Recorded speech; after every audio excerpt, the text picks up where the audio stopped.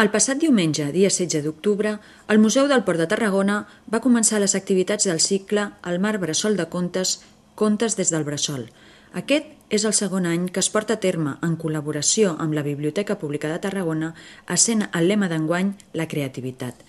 Volem fondre en una sola proposta el llegat del nostre mar, un Mediterrani viu, molt proper i alhora desconegut, farcit d'històries, mites i llegendes que formen part del nostre imaginari col·lectiu i que des de la família s'ha transmès al llarg de generacions.